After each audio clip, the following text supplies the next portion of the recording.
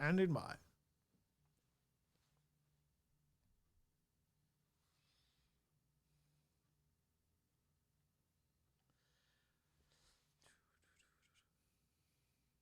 It's time for the Chips and Salsa Show. The only show about Latinos for Latinos. And did we mention Latinos? It's the Latísima. Latinos come in all flavors, shapes, and sizes. You don't have to be Latino to enjoy chips and salsa. Everybody loves chips and salsa. Welcome to your Chips and Salsa Show. This is Don Jorge. And we're broadcasting live with your Chips and Salsa Show. And with me, I have my chairman of LD 22, and my friend Shelby Busch. And next to her is Steve Harrison, also a friend. And we have some big news coming up. I want to just say a shout out some birthdays we have. My son's birthday was Monday. He just turned 29, and Shelby has her son and your mom's birthday just came up. We're going to be talking about Diego, who withdrew from the candidacy in LD 22, and who's going to run for his office. We want to thank Central City Radio for the broadcasting, and also I keep messing up. But anyway, it's Central City Radio, and tune in. It's on the Central City Radio app, and so tune in to that. But let's introduce Shelby. She's been chairman here on LD Legislative District 22. Used to be Legislative District 19. And you want to tell us a little bit about yourself? Sure. Yes. Thanks for having us, George. So, we just kind of got in this whole fight for freedom and liberty many years ago. And it eventually led back to the party. And we said, well, if you really want to affect change, you've got to get engaged in the party you most align with, because whether we like it or not, for the most part, they help to pick our candidates. They help decide who gets elected, and we want to have a voice at that table. So I got involved in the party and eventually became legislative district chairman, as you're aware, and it's definitely been an interesting journey. I also am co-founder and chairman of We the People AZ Alliance, which is a political action committee here locally. And we deal a lot with exposing corruption and bringing forth truth to the people. A lot of investigative stuff and people action. So we consider ourselves, we put the action in political action committee because we're doers. And I like since I've met you, you've always stayed steadfast to that, representing the people, the conservative people here in Maricopa.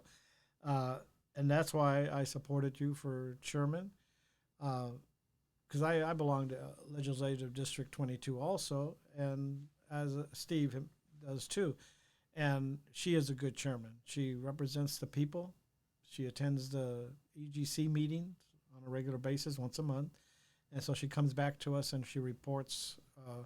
And the EGC is all the chairmen of Maricopa County meet once a month, and they discuss the issues revolving Maricopa County and the politics or the things that are introduced at the House and the Senate level, and they bring it back to us, and we disseminate it to our precincts, and that's our job.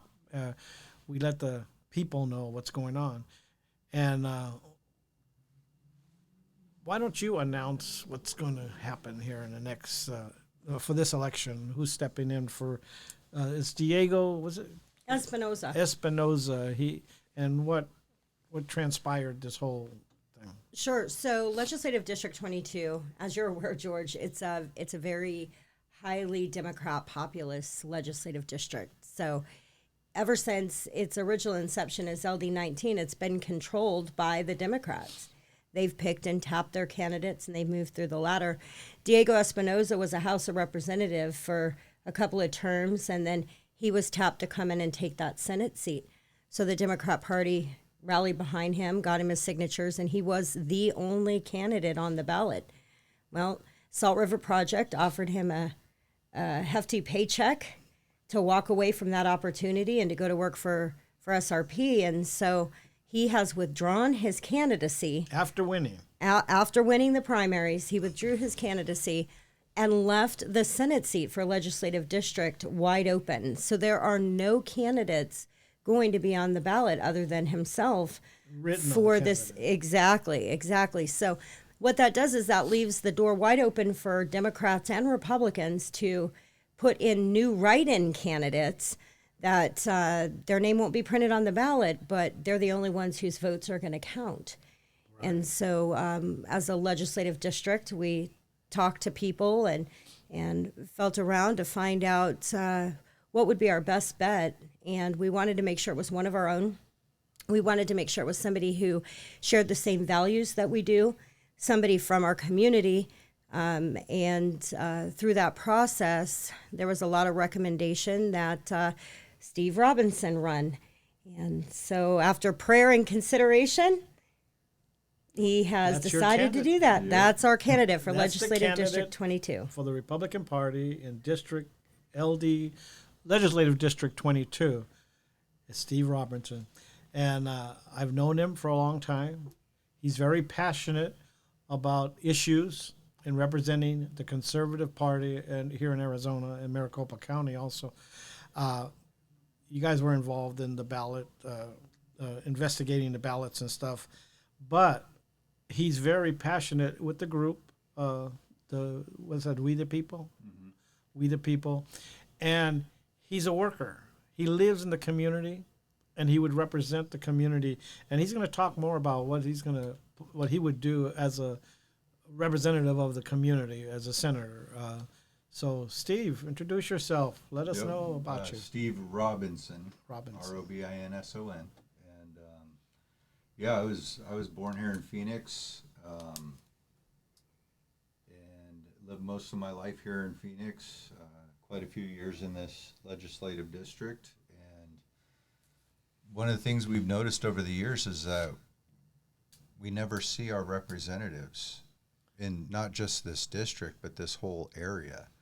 You never hear from your representatives. You never see them. You don't see them in the community. They're not doing anything. They put a lot of signs out. They put a lot of signs out. They do a lot, but they don't. You never see them.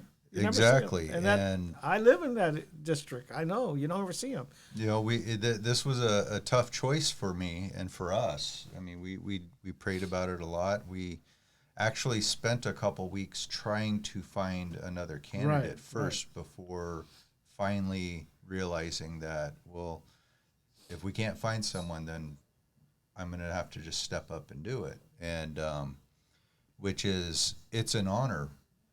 And I'm glad to be able to put myself in a position where I can serve my community more, because I truly do love Phoenix, and I love our neighborhood and the people in our communities, and I live there. I shop there. I pump my gas from the same gas stations that they do. I wouldn't be a representative that you would only hear a couple months before elections. So what are you going to try to meet the people by knocking on doors? We've knocked doors for years, and it's a big district, and we've knocked doors for congressional districts, which is much larger. So it's harder to get to every single door, but I think we've done better than most people that do go door knocking in this district. But as far as the legislative district is concerned, that's a little easier. It's not as big of an area. But, I plan on being out there, being seen, heard, and really old-fashioned shaking the hands of people. Yes, not just shaking hands, but I want to hear what the people have to say. I don't want to just give them fancy talk and political speeches and make them feel good until the next time I need them to vote for me. I want to actually hear what they have to say. I want to talk to small business owners and people in the neighborhood and hear their concerns and what are the things that they would like to see changed, because they need a representative that's truly going to represent them and care about them and do whatever it takes to make positive changes in the district. And that's what I want to be. Have you heard any rumblings about what the community might need in LD 22, or what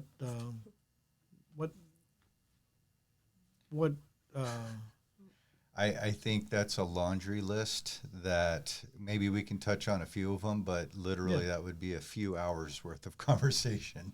Okay, there's a lot of problems in the let's just hit a few of them. I have one of the cards.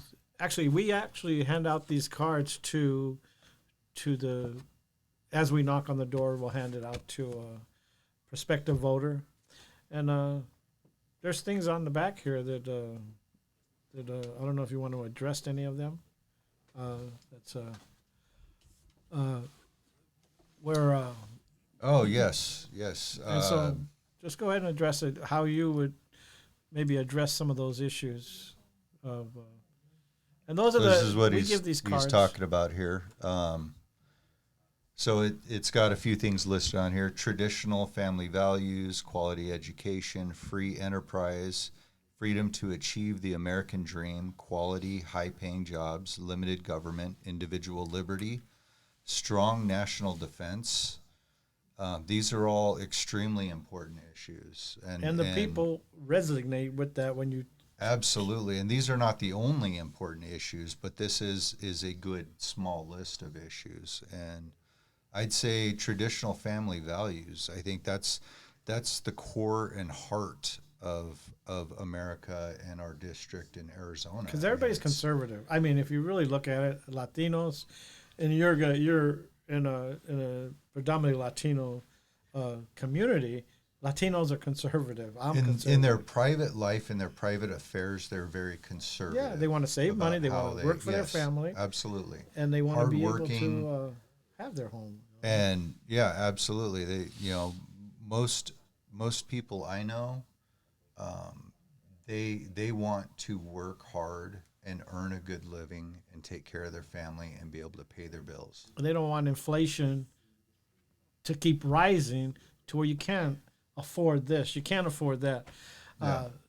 It's ridiculous. And I know as a senator, you would sit there and you would discuss these issues in the whole body of the Senate, but you would be representing the district. Yes. The people's wishes, and that alone is,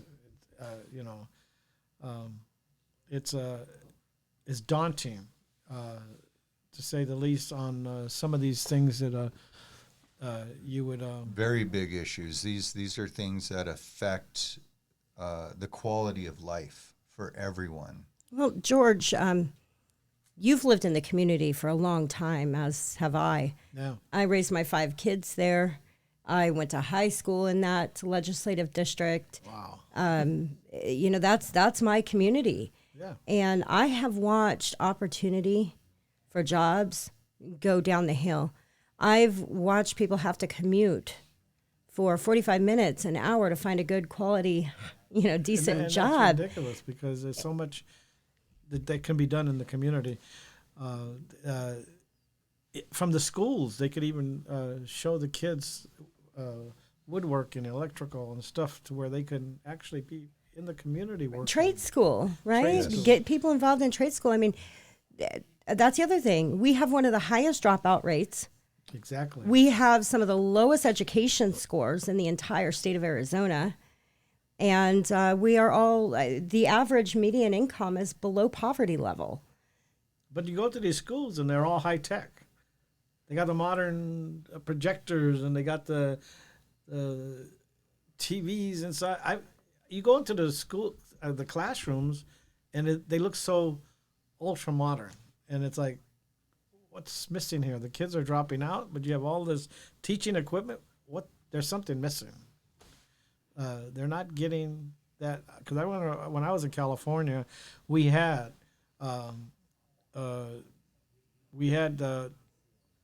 trade school type things that they were teaching us, and but it never came out here. You do see it, but it's in some of the other neighborhoods, but not in in our district. Mm-hmm. The dropout rate is high, and Yeah. it's sad. Our kids right now, if they want to participate in some of the Phoenix Union High School trade school programs, they have to commute on buses for 45 minutes to an hour and a half to a magnet school somewhere located outside of our district. That's crazy. Are you going to try to ask the people as you knock on the door what their concerns are? Yeah, absolutely.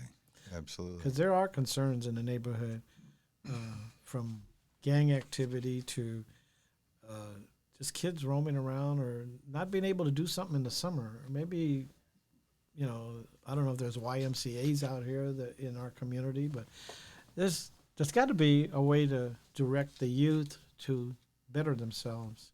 Yeah. What other strong defense, national defense? That's I guess an issue that's each person has their own idea about that. But what about individual liberty in the community? Well, let's go ahead and touch on strong national defense. I mean, Okay. That doesn't just mean having a strong military. Right. Although that is a large part of that, but a part of having national defense for defending our nation or even our state is to have some kind of a control mechanism to keep illegal drugs from hitting our streets and killing our kids. Right? We need to try to stop the onslaught of not just drugs, but the potential for human trafficking. These things are devastating, and it's something that it's ugly. It's not something we like to think about or even look at, but it is a reality, and it is taking place in Arizona. The fentanyl and heroin is, all you have to do is just go to a gas station. Go try to fill up your gas tank and not see a group of young adults hanging out around the gas station who are just wasting away because of these drugs that are flooding our streets. There has to be an end in sight to this. A pandemic of drugs is what I would say. That's the real problem that we're having across this country. What about guns? What about guns? Well, there's so many shootings going on recently. Almost every day you turn on the news and there's shooting. How do we educate? I think it comes from the parents, don't you? Of them to educate their children that a gun is for self-defense. Absolutely. I think you and I come from a different time period where guns were a normal fixture in everyday life. Right. Your dad had a hunting rifle, he had a pistol. There was things that as a child you were taught and you learned. This is a tool that can be used to put food on our table. It can also be used to protect us from bad people. But this is also something that if handled improperly can seriously hurt you or kill you or someone else. And so you have to have a learned respect for that. And that was instilled in children when we were younger. And then you're the generation before me, and it was just as prevalent then as well. We didn't used to have mass shootings, although we've always had a high number of gun ownership in this country. But I've noticed too that they've, and it's starting to getting more of it. A kid will take a gun for self-defense to school, not meaning to use it in a bad way, but to protect themselves, because they've been hearing that shooter here, shooter there. So I think the parents have a lot to do with that to de-escalate it in a way. Well, there's a such thing as responsible gun ownership, right? So we do have a constitutional right to bear arms, Right, and that to should own never be weapons, and that should never come into question. But people need to understand that as a citizen of the United States, if you're legally allowed to own a gun, you need to be responsible about it. Exactly. Don't leave a weapon where children can get a hold of it, and keep tabs on it. Know where it is at all times. Keep it locked up if you have to leave town and you don't take it with you. But otherwise, keep it on your person and be responsible about it. If you have young children, teach them about it. Make sure that they understand exactly what that is for and what it is capable of doing.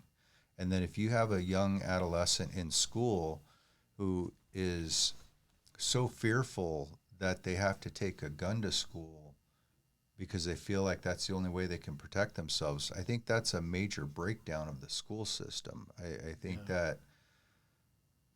that at some point, not only the parents but the schools themselves have to take some responsibility over being a little more involved in what's happening in the hallways and on the playground, and keeping an eye on, if children are being bullied to the point where they feel like they have to defend themselves, then that's an issue that needs to be addressed immediately. It shouldn't get to that point. But also, the mental health of children these days is under attack constantly. The news media, social media, everything is geared towards making you as insecure about the world around you as possible, and it's getting harder and harder for kids to deal with things on a daily basis. Well, that's something I kind of wanted to add to that now that you've touched on it, is do you think some of these issues we're having with guns are the fact that we've made it so taboo now to have gun ownership that people aren't openly having the conversation about how to deal with it in a safe and responsible manner? Yeah. Parents aren't having those conversations for multiple reasons, one of which is maybe the fear that if they talk to their child about gun ownership, then they're going to go to the pediatrician and they're going to have CPS knocking on their door. Yep. We've created this culture of fear where people can't talk about the issues anymore, and it leaves kids to try and figure it out on their own. Yeah. Kids don't even know what they are now, a boy, girl, and this thing. I think there should be more PTA involvement in schools. I don't see that very often anymore, or they discourage it. They call the parents terrorists now if they speak up in a meeting like that. Well, that's why it's more important for parents to get re-engaged and become involved. Exactly. The average American citizen was a lot more involved in their civic duties as an American, right? We need to be more involved in interacting with our government, with our elected representatives, with our school boards. We need to have parents from the community that understand not just civics, but the Constitution and social repercussions of acting in a bad manner, so that responsible people can be elected into these positions. We need actual parents with children in the school system, so that they have a direct role, and they are going to have a direct consequence of their own choices for that school district as well, and for that school. And so we need to start electing people from the communities that actually live in the communities, that have skin in the game, right? Yeah, because to put a person in office and never see that person, and never engage with that person, there's so much lost in the community. Yeah. I mean, there's so much, and our community is so vibrant. We could make it even more. There's all it so takes much is good potential in this representation, and community. hopefully by you running, we can see that representation, and maybe we could just start, showing the people that we care. We care enough to meet with them, and we care enough to discuss the issues, and these issues that you'll be. What about like higher paying jobs? The quality of high paying jobs. you could bring that into the community. I mean, it's Well, like and there that's are jobs in the community, but that people definitely aren't aware of. something that a senator can help to affect is to work within the Senate. Because you said talk to businessmen. Yes, business talk to small business owners, large business owners. Try to entice other businesses to move into the community or open a factory or whatever it is that they do for their product, and try to help that work environment thrive here in the community so that people can have an abundance of good jobs to choose from and get paid a good wage doing it. What about churches? I know there's a lot of churches in our community, and people are religious, but would you go like to churches and introduce yourself and say, hey, you know, I'm here to help your congregation. Most of them live in my area, and you know, speak to some of those. Yeah, absolutely. I'd be because you're religious, and I know Yes. both of you are. You know it. So it's just introducing yourself to the community. What else? Let's see. Quality education. Well, of course, education. We have to work on that because a lot of these issues actually kind of bleed into each other and Right. they affect each other. So you kind of have to deal with them not just one at a time, but you know, it's. What about free enterprise? What is that? Well, again, that bleeds into another topic we've already been talking about. But yeah, I mean, free enterprise. I mean, we should make it as easy as possible to own a business, to be an entrepreneur, to to go after your goals as an Arizona resident and open a company, open a business, hire employees, make a living, make some profit, expand, grow a business so that you can hire more people and pay them better, offer them benefits. This is the American way. That's the American dream. Are communities able to do tax incentives, or is that depends on the inflation and all that?